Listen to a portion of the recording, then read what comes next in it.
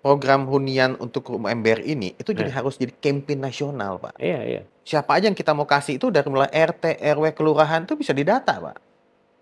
Kembali lagi Masnya mau atau enggak nih? Bisa atau enggak? Bisa, bisa. Didata dari kelurahan, satu kelurahan ini butuh berapa, kayak zonasi sekolah lagi kan, misalkan ini, Iya, iya. satu kecamatan nih, dari kelurahan, RT, RW, kelurahan dicatat nih, oke yang butuh rumah sekian, yang tidak layak huni sekian, bantuan sekian, itu harusnya kan bisa ya. Iya, iya. Mungkin saya terlalu simpel ya, saya nggak tahu sekompleks apa gitu. Tapi harusnya kok bisa kok gitu loh. Dari setelah itu kan kelihatan tuh Pak, oh kebutuhannya berapa ratus ribu orang. Kalau 1.000 orang berarti di daerah ini dia Mhm. butuh tadi 100.000 unit apartemen, kelasnya kelas apa. Harusnya kan bisa gitu. Yang masalah di kita itu sebetulnya ide banyak, bisa bangun, tapi nggak bisa maintain. Hmm. Sebelum maintain, sosialisasinya, mekanismenya kadang-kadang nggak jelas gitu. Mhm. Ya belum belum sih banyak misalkan ya kayak gini deh rumah DP 0 kan. Dulu mau bangun berapa? Tanahnya ada. Katanya ada udah banyak yang daftar. Ujung-ujungnya dikorupsi tanahnya kan. Dimarkup kan. Aduh, ini kok lucu gitu loh. Ini tanahnya ada, semuanya ada, ada aja gitu loh. Saya lihat Indonesia itu masalahnya bukan di teknis. Teknis itu bisa kita buat semua, Pak. Non Iya. teknisnya itu banyak benar gangguan, ya kan? Iya. Ini kita mesti fair juga kan, Pak. Hmm. Kita bisa bangun nih, tanahnya ada. Yakin nggak sih nggak ada masalah-masalah lain? Masalah non teknis korupsi, nanti ada kolusi, masalah harga sewanya siapa, konsultan yang menetapkan harga sewa siapa? Konsultan jadi pertanyaan loh, Pak.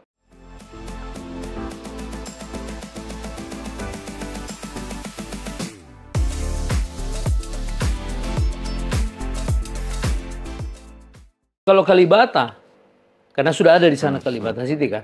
hmm, Ini kan 20 hektar, berarti hmm, hampir mirip dengan hmm, Kalibata hmm, 20 hektar. Harga berapa yang cocok kalau Rusunami? Tapi Rusunami pemerintah ya, hmm, hmm, tanahnya kan long leases, jadi dikasih 70 tahun hmm, mungkin hmm. ya. Jadi tapi bisa diperpanjang. Jadi kalau misalnya di situ dibangun, berapa harga yang pas untuk di lokasi itu? 250, 300 juta? Oh. Apakah itu tidak merusak Iya, pasarnya yang ada di sana? itu satu hal yang memang konsekuensi yang harus harus terjadi kan, Pak. Hmm. Tapi kan pemikiran kita bisa lebih bijak lagi, lebih panjang lagi. Ini karena untuk kebutuhan masyarakat. Kalau kita pertahankan di situ tadi kita nggak bicara 800 juta di sana kan Pak Kalibata, 700 800 ada 1 M juga gitu kan. Tapi itu ya udah market mechanism aja. Yang jadi pertanyaan kan kita ada pasarnya mau nangkep nggak sih? Hmm. Pasar ini gitu loh, 300 juta itu. Mungkin bisa diberlakukan misalnya kayak di Singapura, Pak. 300 juta itu nanti setelah dia naik, sewa nih, sewa jangka panjang kan. Ketika penghasilannya sekian, dia nggak boleh di situ lagi, dia harus pindah. Jadi ini, si unit ini khusus untuk yang kaum MBR itu. Hmm. Jadi ada terus gitu loh, Pak.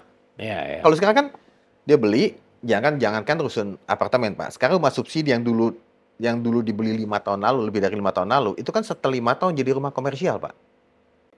Karena harganya. Iya, karena 5 tahun dulu nggak boleh dijual. Kan dulu FPP ketika dia beli, dia nggak boleh dijual selama 5 tahun. Setelah 5 tahun, coba kita cek harganya, Pak. Udah 300 juta, 400 juta, Pak. Jadi nggak FPP lagi. Nah, semakin lama, supply untuk kaum MBR ini semakin nggak ada. Karena nggak ada perputaran di situ. Nah, kalau apartemen misalkan, oh ini khusus buat kaum urban ya. Kalau emang udah meningkat, udah semakin kaya, dia pindah gitu. Itu mungkin ya salah satu usulan. Saya nggak tahu itu apa bisa diterapkan atau nggak di Singapura bisa gitu kan. Tapi itu mungkin Pak gitu. Yang masalah di kita itu sebetulnya ide banyak, bisa bangun, tapi nggak bisa maintain. Hmm.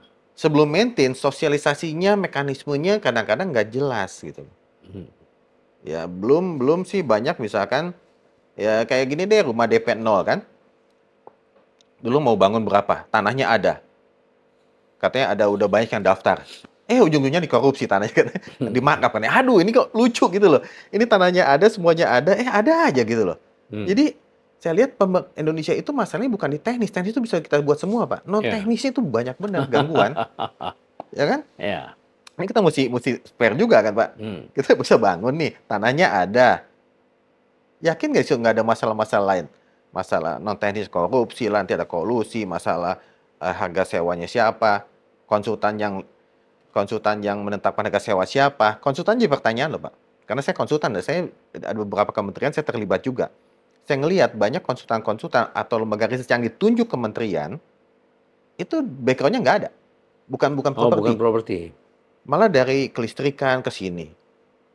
Disuruh ngitung, waktu ada kejadian. Kayak bisa buka juga kalau mau kan ya. Ya.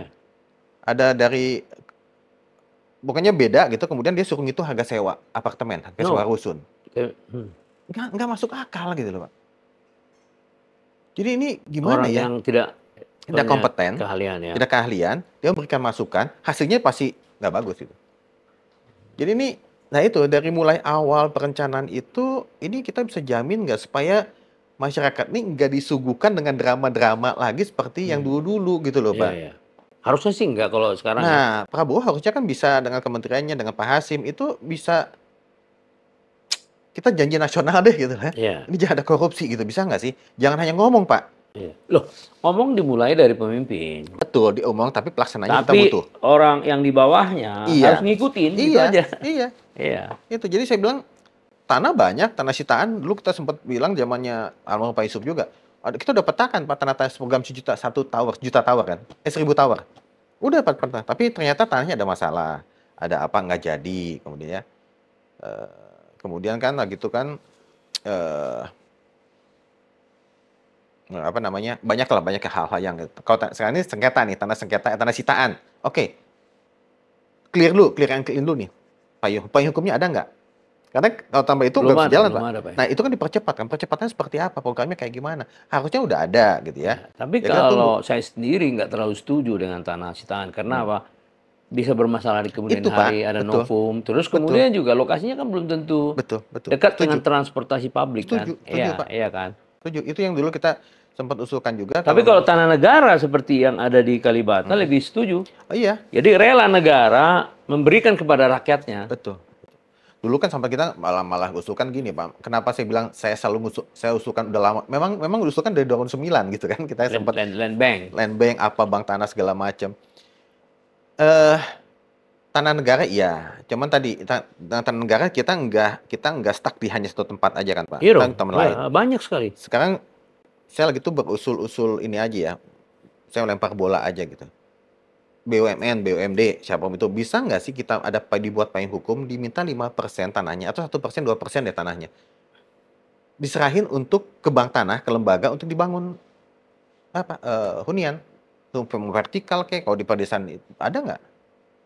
Karena saat ini tanah BUMN yang idle kan banyak. Banyak. Pak. Tapi kan karena BUMN perusahaan negara. Iya. Itu. Kalau yang tanah DPR ini, tanah negara yang bukan perusahaan. Betul. Tanah negara pegawai dari negara, yaitu DPR kan. Jadi artinya prioritas utama saya kira supaya lebih mudah tanah-tanah negara aja Bisa, yang selama ini dimiliki negara, misalnya PTP kan ada kan tuh. Iya, bisa. Bisa, Pak. Kalau yang bukan BUMN kan. Ya, penting yang clear and clean kan. Ya tadi bilang kalau citaan kan agak masalah kita takutnya. Ya udah nggak apa, kita yang cepat aja deh. Ya, gitu maksudnya. Bisa, Pak. Tapi ini mesti ya berjalan gitu. Programnya ada, mekanisme seperti apa, sosialnya seperti apa. Ya. Saya tuh waktu dulu tertarik sama pandangan tuh gini, Pak. Pandangan sempat, masih ingat gak ya? Dulu sempat bilang gini.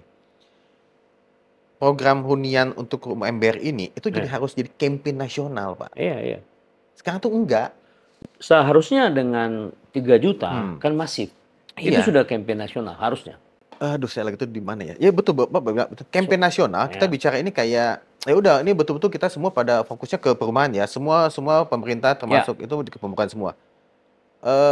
Harusnya bisa gitu loh. Bisa. Ya. Masih ada waktu lah untuk membuat dia bisa. Betul. Dan masalahnya, bukan masalah. Dan lagi itu, saya ingat juga kata-kata pandangan itu gampang kok gitu katanya kan. Rumah yang siapa aja yang kita mau kasih itu dari mulai RT, RW, kelurahan itu bisa didata, Pak. Kembali lagi masalah mau atau enggak nih. Bisa atau enggak? Bisa. Didata dari kelurahan, satu kelurahan ini butuh berapa, kayak zonasi sekolah lagi kan. Misalkan ini, satu kecamatan nih. Dari kelurahan, RT, RW, kelurahan dicatat nih, oke yang butuh rumah sekian, yang tidak layak huni sekian, bantuan sekian, itu harusnya kan bisa ya. Mungkin saya terlalu simpel ya, saya nggak tahu sekompleks apa gitu. Tapi harusnya kok bisa kok gitu loh.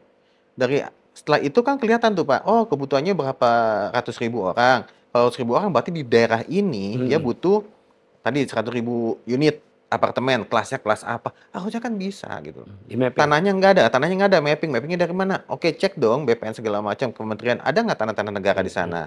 Ya, ada tanah ini, dananya nggak ada. Oke, pemerintah pengembang ada undang-undang berimbang yang mewajibkan 1, 2, 3. Tiganya itu di-convert dong. Tiganya suruh bangun hunian di sini. Di perkotaan ini, di tanah ini. Kita kayak mix and match gitu loh, di match-match aja kita. Dapat, Pak. Nggak usah luas deh, model aja. Oke, hunian berimbang. Sekarang muncul lagi di DPR bahwa akan diadakan panja hunian berimbang. Menurut Anda gimana tuh? Iya, dulu sempat saya juga ikut beberapa kali. Itu malah usulan saya. Jadi daripada kita 3 juta rumah ini, salah satunya menurut saya yang paling mungkin itu hunian berimbang. Karena undang-undangnya udah ada, Pak. Undang nomor 1 PKP udah ada undang berimbang gitu loh. Kan 1:2/3. Memang masih ada polemik masalah lokasinya di mana, mesti satu hamparan, kota kabupaten dan segala macam ya. Kemudian patokan rumah sederhana pun masih jadi perdebatan. Jadi rumah 1, 2, 3 itu bukan rumah FPPP, tapi rumah sederhana. Bukan kan nggak mungkin komersial gitu ya. Nah, itu masih ada perdebatan, ya udah kita duduk bersama lagi dengan pengembang kok. Dulu sempat terputus, Pak. Jadi udah mau selesai, kok ada masalah, udah gitu nggak tahu hilang lagi gitu kan ya. Nah itu kalau udah ada kesepakatan antara pengembang dan pemerintah dan udah clear lah juklak-juknisnya, tiganya itu yang tadi pengembang besar itu yang dia nggak mungkin bangun tiganya di situ, bisa ada konversi bangun ke rusun, hunian vertikal di mana-mana aja. Itu diserahin ke siapa? Saya diserahin ke BP3 yang dulu saya bilangnya Badan Otonomi Perumahan. Di sana Badan Percepatan Bangunan sekarang BP3 kan. Nah setelah itu dia match dengan bank tanah yang ada nih. Di mana ya?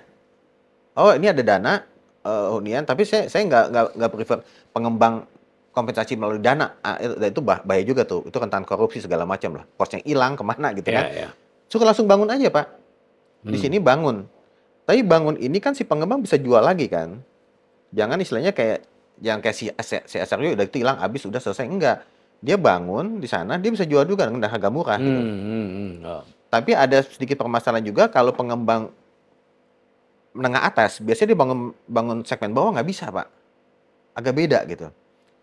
Pengembang yang biasa bangun 2 miliar, 3 miliar bahkan lebih, dia bangun FPPP, dia nggak bisa. Nah, Anda optimis nggak kalau itu di-matchkan dan segala macam? Optimis ya? Itu yang usulan kita dari awal dulu memang. Nah, kenapa Anda sebut tadi BP3 harus mengeksekusi itu? Jadi saya nggak tahu nih BP3 ini seoptimal apa saat ini ya. Tapi nggak ada, BP3 belum ada. Belum ada kan, lagi mulai percepatan. Undang-Undang Cipta Kerja kan udah ada, Pak. Diisyaratkan itu kan. Akhirnya ada, tapi kan eksekusinya itu belum ada. Nah itu. Badan itu yang tadi, Pak. Badan itu sebetulnya yang kayak Badan Otonomi Perumahan, kayak di Housing Development Board-nya Singapura lah gitu kan. Tapi memang agak beda, oke lah beda. Tapi seperti itulah. Lembaga ini sebetulnya yang mengkaji kebutuhan tiap daerah itu ada di lembaga ini, Pak. Jadi dia tahu nih tadi, pengembang Banten misalkan, dia nggak perlu mensuplai tiganya itu di Banten aja. Kalau misalkan di Banten pun kita ngelihat pasarnya nggak ada kok misalkan. Ngapain pengembang bangun di sana tiganya tapi nggak ada yang beli misalkan gitu loh, Pak. Tiganya itu, tiganya bilang, si Banten bilang, ke lembaga BP3, ini ada 3 nih, posisi saya nih. Ini mau dibangun di mana ya? BP3 harusnya yang cari tahan itu, Pak. Di Jawa Barat. Di Jawa Barat ini banyak yang miskin. Tiganya dikasih sini dong, supaya kuotanya tercapai. Nah, dari BP3 tanya ke BUMN, BUMD, atau ke Pemda segala macam ya. Ada nggak sih tanah di situ, bank tanah ya, lembaga bank tanah? Di match aja, Pak. Nah, sekarang BP3 ini Anda usulkan sebagai badan terpisah dari Kementerian PKP atau di bawah atau langsung? Itu bisa jadi diskusi sih, Pak, yang menarik sih. Apakah itu di bawah? Tapi segini, BP3 ini kan sebetulnya tidak hanya Kementerian PKP. Karena di sana terlibat BPN, terlibat BUMN, Kemendagri. Apakah itu di bawah kementerian? Kayaknya enggak deh, Pak. Gitu kan? Jadi ada badan baru gitu? Dibentuk di bawah presiden bisa juga gitu. Tapi di Menko kali ya, Menko, Pak. Di bawah Menko. Nah, karena kalau misalkan kita lihat itu bukan bagian dari PKP. PKP hanya bagian dari situ. Kalau di bawah PKP kan agak lucu juga gitu. Enggak juga sih. Contoh ya. Kementerian PPN, Pembangunan Perencanaan Nasional, Ketua Ketua Bappenas. Kayaknya mesti di Menko, Pak. Nah, ATR, tata ruang kepala BPN. Sebenarnya bisa. Iya, iya. Jadi bisa di sampingnya, cuman badan otoritas, maksudnya dia punya tugas khusus. Iya, nah itu mungkin saya nggak terlalu paham masalah struktur itu lah, tapi artinya badan itu mesti ada gitu. Karena tadi di badan itu tidak hanya PKP di situ, kan Kemendagri akan masuk sana, terlibat Mungkin koordinasi sifatnya. Iya koordinasi, betul, betul, betul. Yang sekarang ini masalahnya juga kementerian ini kan harus ada yang eksekusi. Ya. Badan itu sebagai eksekusi sah atau enggak, nah itu saya serahkan ke pemerintah deh, banyak orang pintar di sana kan serahkan. Tapi artinya yang tadi pola konsep tadi Pak, ada badan ini dengan ada hunian berimbang ini ya, ini, dia bisa memberikan kontribusi besar ya. Betul. Kalau udah jalan harusnya kok saya itu dari 2009 2010 kita lagi saya di KIN juga Komite Ekonomi Industri Nasional kita bahas itu juga, kita udah kasih usulan sampai setebal itu Pak. Termasuk itu. Dulu namanya Badan Otonomi Perumahan, tapi kemudian di Undang-Undang Cipta Kerja jadinya BP3. BP3 Badan ya kan? Percepatan Pembangunan Perumahan. Ya. Itu udah dari itu konsepnya kita udah buat bank tanah segala macam gitu. Jadi ya harusnya bisa gitu loh. Maksudnya tuh nih saya gregetan tuh harusnya pola-pola kita udah bahas, kita udah diskusi, udah debat, harusnya bisa kok jalan konsep-konsep besarnya perumahan itu bisa, Pak. Mau atau enggak kembali lagi nih. Iya. Kalaupun mau ada masalah-masalah apa nggak non teknis yang tadi itu yang harus kita betul-betul jangan terjadi yang jelek gitu. Ini luar biasa Anda punya wawasan.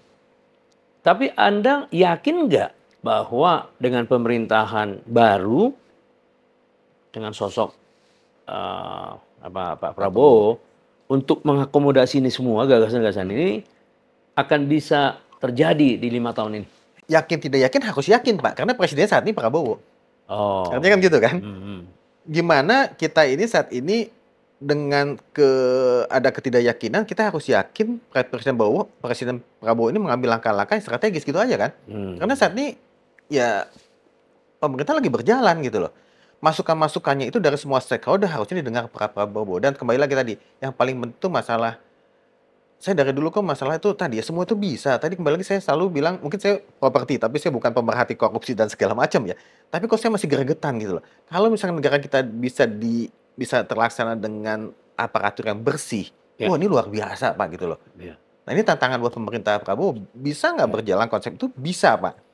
Tapi pelaksananya ini jangan sampai dinodai oleh hal-hal yang menurut saya ini udah basi gitu. Kita jangan selalu bicara masalah itu gitu loh Pak. Tapi itu kan selalu terjadi. Oke, karena gini dulu Pak. Kalau dulu di bawah PUPR, kan dia subordinasi dari PU. Nah, sekarang karena dia mandiri, harusnya Anda lebih yakin kan? Iya. Itu kan salah satu yang kita yakin juga karena ada kementerian yang khusus untuk itu gitu ya. Meskipun ini pun jadi pertaruhannya Pak Ara ini seperti apa nih? Yang tadi jangan sampai kita karena kan ini beda ya Pak ya, gaya-gaya yang saat ini kan sebagai pengusahanya dia harus properti kan beda gitu maksudnya. Ya. Apalagi di Indonesia ini kompleks itu. Pak Ara harus bisa belajar cepat. Ini seperti apa sih kondisi Indonesia ini? Karena nggak semua mungkin Pak Ara tahu juga. Tapi dengan dia terlibat di masyarakat, oke. Tapi ada hal-hal yang kita ingatkan juga kan Pak. Dan itu harusnya kementerian dan lain-lain harus bisa secara bijak mengabsorb itu kan. Oh iya ya gitu loh. Jangan frontal gitu. Frontal kan repot kan. Ini kan semua pelaku. Jangan sampai merasa ini pelaku-pelaku usaha kan sepertinya tuh jadi nggak berpihak ke pro bisnis gitu loh Pak. Karena kan beda kan. Ini kan 3 juta rumah oke, pemerintah. Yang komersial harus jalan juga nih. Ya. Jangan sampai stuck gitu loh Pak. Harusnya sih dengan postur yang ada kita harus yakin. Masalah di komersial yang paling utama apa yang harus dibantu pemerintah? Komersial yang kalau komersial kita bicarakan market mechanism kan Pak. Menengah atas dibiarin lah, tapi yang menengah itu pun jadi masalah kan saat ini.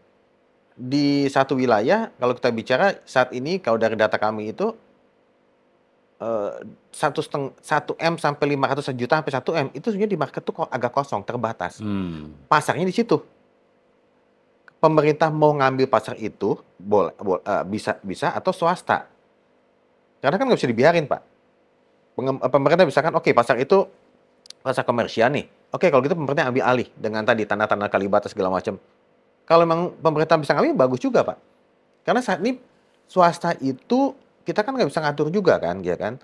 Lu bangun yang ini dong, yang 700 juta nggak bisa juga. Semua ngambil menengah atas, tapi ada kosong ini siapa yang isi? Karena sebenarnya pasar ini bukan nggak ada daya beli, pasokannya nggak ada, Iya, iya. gitu kan? Jadi pemerintah mau ngambil masuk itu nggak masalah, Pak. Kalau pemerintah ngambil masuk itu dan pasarnya besar, si swasta juga akan ikut komersial. Oh, saya bangun dia segini lagi. Saat ini kan belum ke sana. Iya, iya, iya. Tapi Ya. kayaknya memang pemerintah belum concern ke situ. Iya, Dia lebih tapi yang concern penting kan ke di hunian MBR. udah kan, Pak, di perkotaan itu 1 juta itu aja dulu kan, Pak. Iya, MBR. MBR, iya Di nggak bawah masalah. 500 kan? Iya, iya, iya. Memang itu dulu memang. Betul, Belum betul. sampai ke yang 501 M Betul. belum. Tapi kita mesti, ya betul, Pak. Tapi kita mesti pahami juga memang ini market itu kosong, gitu kan. Enggak, pertanyaannya kan gini, apa yang perlu dibuat pemerintah untuk merangsang pengembang mau masuk situ dalam bentuk kebijakan misalnya?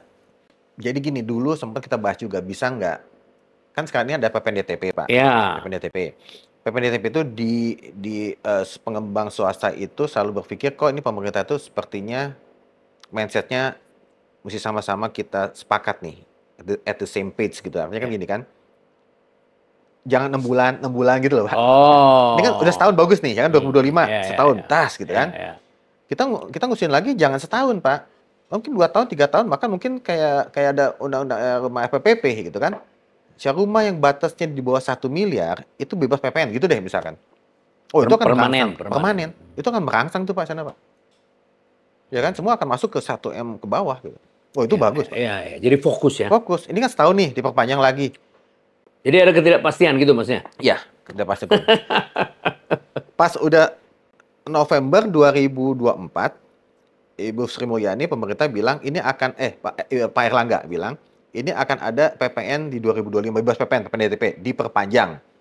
Desember kita tunggu, Januari kita tunggu belum keluar juga. Ini kan kita sih yakin ini pasti keluar, tapi kan dari kepastian hukumnya kan pasti agak nggak nyaman. Jadi kan? berulang tapi ada ketidakpastian. Iya, Februari baru keluar. Maksudnya gini loh, kalau memang itu belum pasti, kembali gaya komunikasi nih, Mas. Kalau belum pasti, Jangan disebut dulu ya. Jangan sebut dulu gitu loh. Ini disimpan dulu ya. Ya, jadi banyak pengembang tanya, ini betul nggak, Li? Saya bilang, betul. Cuma kan Kapan? kan mungkin, iya kapan? Kan ini masih bingung kan, praksi semua udah bebas PPN gitu kan. Iya. Nah, kayak gitu-gitu loh, Pak. Iya. Jadi, masalah kepastian hukum betul tadi, Pak, itu jangan sampai membuat tidak pasti gitu ya. Sebenarnya udah pasti, tapi tidak pasti gitu. Jadi saya melihat dari sedikit kesimpulannya, short conclusion, bahwa kementerian belum menyerap banyak gagasan-gagasan dari expert yang independen sepertinya ya. Karena kan kalau pengembang kan lebih pragmatis dia. Betul. Pak, gimana gini-gini. Nah, tapi pemerintah mungkin mendengar, ini jangan-jangan hanya mau lu aja ini. Iya. Nah, disitulah perlunya tim expert Betul, untuk Pak. menyaring, memberikan opini pada kementerian bahwa yang perlu dilakukan ini dulu, Pak. Ini jadi prioritas karena begini. Nah, itu kan. Itu yang belum. Jadi tim expertnya itu belum eksis sampai sekarang. Iya, saat ini kalau saya lihat memang tadi pemerintah kemudian langsung ke Pengembang. Iya. Dengan asosiasi oke.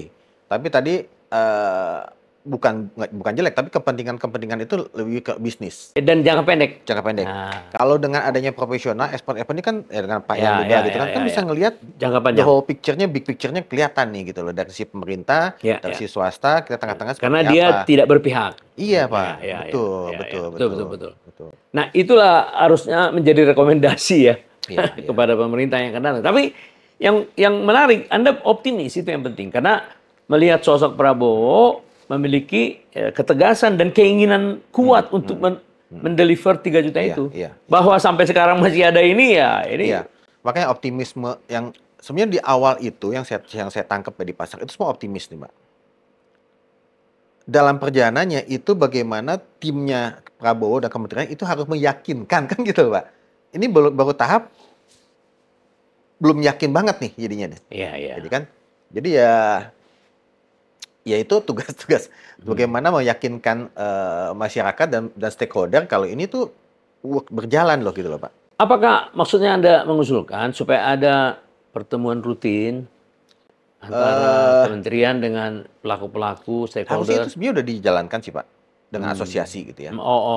Bukan hanya dengan asosiasi. Jadi kalau Anda tadi mengatakan ada tim expert dengan asosiasi, ya ada jadwal sendiri. Mungkin dengan asosiasi nggak perlu tiap bulan, karena Iya, apa? iya. Mereka kan punya perencanaan bisnis, 3 bulan sekali cukup. Tapi Betul. dengan satu tim stakeholder yang lain seperti expert, mungkin pemerintah daerah dan Oh iya, seterusnya. betul, Ya. betul. Mestinya ada Ada rutin ada kan? rutin, Pak, rutin. Jadi dia bisa menyerap Iya. masukan-masukan. Jadi saya selalu bilang tuh jangan mungkin kementerian jangan terjebak seakan-akan ini para expert ini kan nggak independen gitu. Ya cari aja yang independen, Pak, gitu. Dicari aja yang betul-betul independen, tidak konflik. Itu yang bisa jadi masukannya sangat sangat sangat bagus, sangat berdiskusinya lebih enak kan. Iya, iya. Karena tidak ada konflik gitu, Pak. Iya, iya. Jangan juga profesional yang banyak juga banyak konfliknya gitu. Loh, kenapa bisa gitu? Karena ada kepentingan, ya kan mungkin dengan proyek klien segala macam bisa juga kan gitu kan.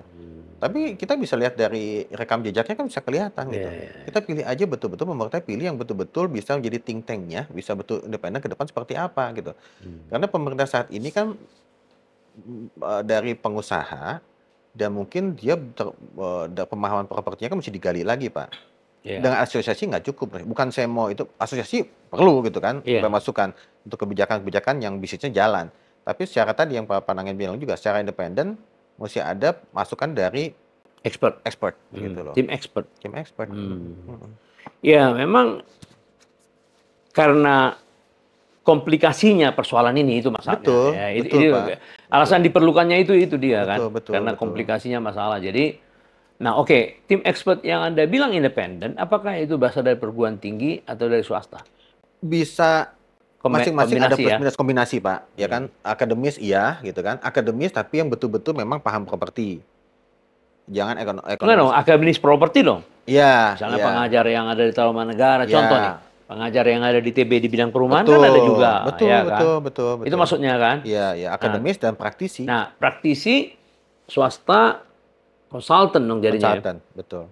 Berarti. Konsultan, expert yang bisa analis gitu kan, bisa juga gitu.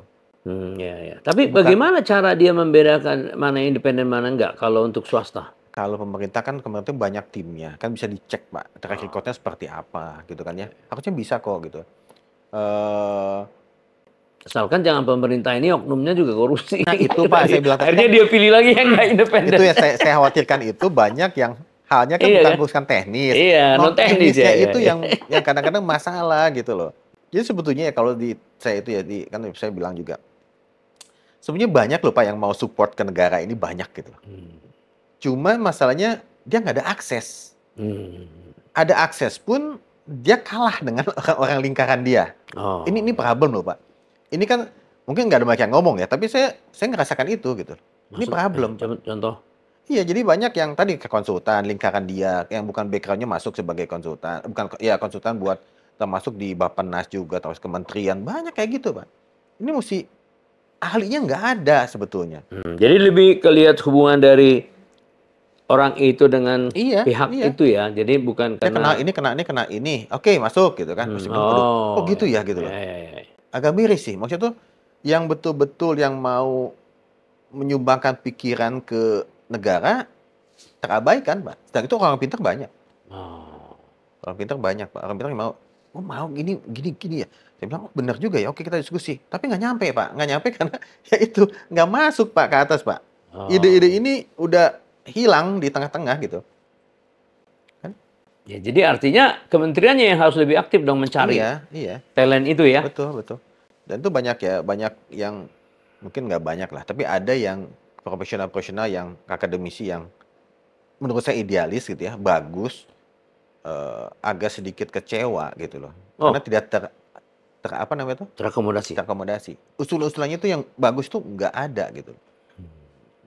Jadi berjalan dengan sesuai ya udah jalan yang ini aja. Ya, jadi saya kira jelas tadi pandangan Anda mengenai FLPP harus dibuat suatu kejelasan kebijakan dalam waktu dekat. Mengenai Qatar, ya kalau bisa juga jangan hanya itu, kalau berhasil disebarkan ke berbagai wilayah dan swasta juga dilibatkan ya. Betul. Terus mengenai 2 juta rumah, ya Anda tadi mengatakan kalau brick yang sudah dikembangkan di pabrik semen yang ada bisa lagi dibuat secara masif supaya ya kan.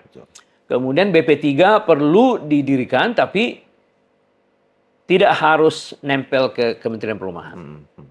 Tapi kalaupun nempel, harusnya tugasnya ada, yaitu untuk meningkatkan 1, 2, 3 ya. Ya, jadi terima kasih ya. Ini luar biasa nih.